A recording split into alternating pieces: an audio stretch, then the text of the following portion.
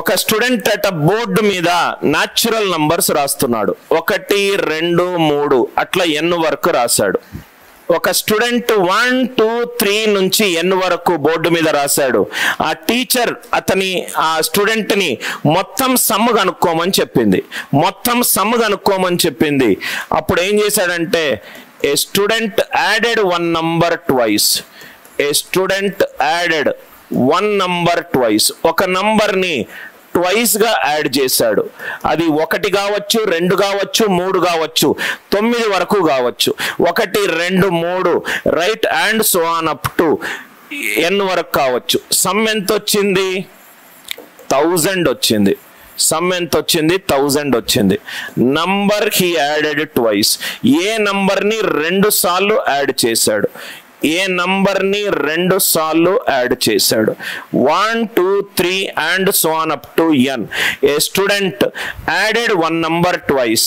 Some ఎంత వచ్చింది? 1000. ఒక నంబర్ ని తెలియకుండా 2 సార్లు కౌంట్ చేశాడు. దానివల్ల సమ్ ఎంత వచ్చింది? 1000. ఏ నంబర్ ని ట్వైస్ యాడ్ చేశాడు ఆర్ మొత్తం నంబర్స్ బోర్డు మీద ఎంత ఉన్నాయి? చాలా మంచి క్లాస్ సార్. ఒక 8-10 ప్రాబ్లంలు లాస్ట్ 4-5 రోజుల నుంచి స్టూడెంట్స్ అడిగిన డౌట్ ని డిస్కస్ చేస్తాను. ఇప్పుడు అడిగిన డౌట్ ని నెక్స్ట్ డౌట్ సెషన్ లో డిస్కస్ చేస్తాను. 1 2 3 and so on up to n. A student added one number twice. Now ఇక్కడ చూడండి sir, 1 by 1 we will discuss. వీటన్నిటిని యాడ్ చేసుకుంటూ వచ్చాడు. 1 + 2 + 3 and so on up to n. Some of the natural numbers ఎంత? n × n + 1/2. ఇది మొత్తం కూడా లేదు. దాంట్లో ఒక నంబర్ ని మళ్ళీ యాడ్ చేశాడు. ఆ నంబర్ 1 కావచ్చు, 2 కావచ్చు, n వరకు ఏదైనా నంబర్ కావచ్చు. ఈ ఈక్వేషన్ క్లియరా మీకు? n × n + 1/2 plus x = 1000. 1 less than or equivalent to x less than or equivalent to n. 1 2 3 and so on up to n. Add చేస్తేనేమో n × n + 1/2. సార్ యాడ్ చేస్తే ఇది ఎట్లా వచ్చింది? దీనికి కూడా ఒక ప్రూఫ్ ఉంది sir. 1 + 2 + 3 and so on up to n. తిరిగి రాయండి. n + n - 1 and so on up to 1. ఈ రెండిటిని యాడ్ చేస్తే s + s is 2s. n + 1 మళ్ళీ n - 1 + 2 n + 1. అట్లా మొత్తము ఎన్నిసార్లు ఉంది? n టైమ్స్ ఉంది. n + 1 అనేది n టైమ్స్ యాడ్ అయింది. కాబట్టి some of the first natural numbers value ఎంత? 45. Some of the first n natural numbers value ఎంత? n × n + 1/2. 9 ఉంటే 45 వస్తుంది. So n × n + 1/2. Proof clear అయింది కదా? ప్రాబ్లం ఏంటంటే ఇక్కడ ఎన్ని వేరియబుల్ ఉన్నాయి? 2 వేరియబుల్ ఉన్నాయి. n ఒకటి ఉంది, x ఒకటి ఉంది. ఒక క్వాడ్రాటిక్ ఈక్వేషన్ ఫామ్ అవుతుంది. కానీ మీరు ఇక్కడ కొంచెం అబ్జర్వ్ చేస్తే ఇది బ్యూటిఫుల్ అప్రాక్సిమేషన్ క్వశ్చన్. ఇదేమో స్క్వేర్ ఫంక్షన్, ఇదేమో లీనియర్ ఫంక్షన్. దీని డిగ్రీ ఎంత ఉంది? 2 ఉంది.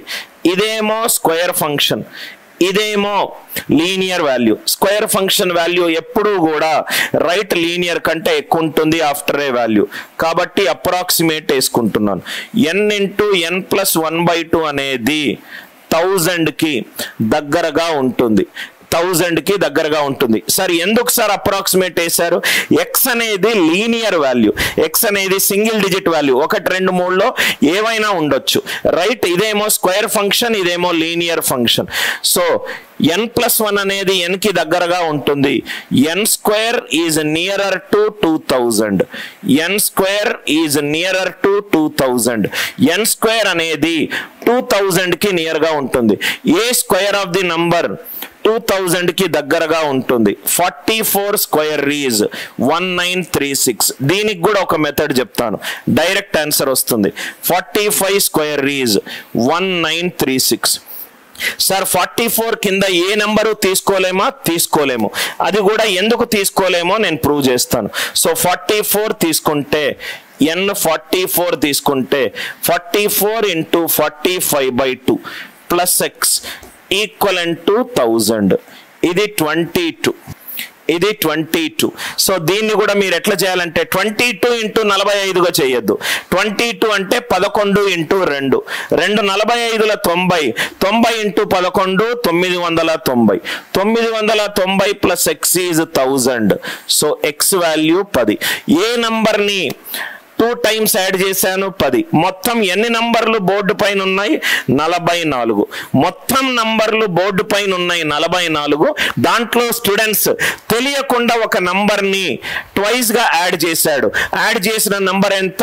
10.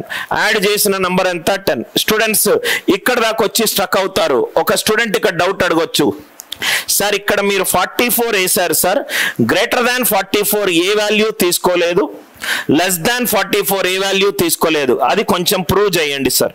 అది చేద్దాము, ఎందుకంటే knowing why, what, when, where and how is very important. n into n plus 1/2 plus x equivalent to 1000. Why only n is 44? n value approximate చేసుకొని ఎందుకు 44 మాత్రమే తీసుకున్నారు? ఎందుకు 44 మాత్రమే తీసుకున్నారు? n గ్రేటర్ దాన్ 44 ఎందుకు కాదు? n లెస్ దాన్ 44 ఎందుకు కాదు? n గ్రేటర్ దాన్ 44 ఎందుకు కాదు? n లెస్ దాన్ 44 ఎందుకు కాదు? సపోజ్ గా లెస్ దాన్ 44 n 43 తీసుకుందాం. n 43 తీసుకుందాం. 43 తీసుకుంటే ఏమవుతుంది చూద్దాం.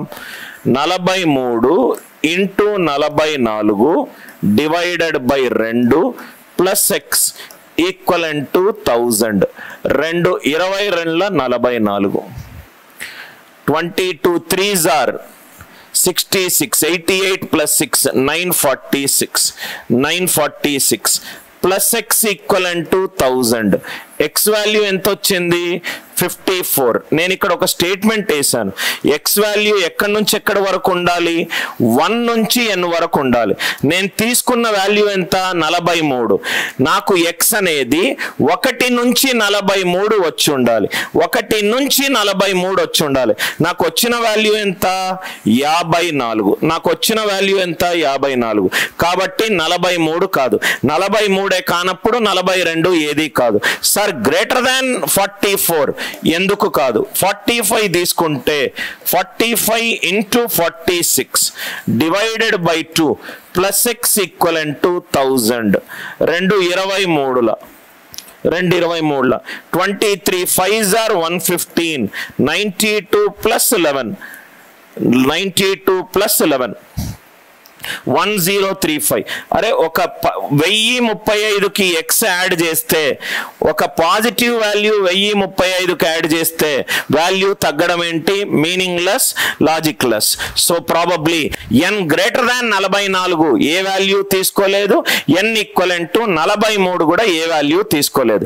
మీకు ఇంకా డౌట్ ఉంటే ఒక 30 తీసుకోండి. n 30 into 31/2 plus x equivalent to 1000. 2 15ల 465 plus x equivalent to 1000. x is 535. n ఏమో 30 ఉన్నది, x ఏమో 1 నుంచి n వరకు ఉండాలి. 1 నుంచి n వరకు ఉండాలి. సో కాబట్టి అది కూడా కాదు. Are you all with me?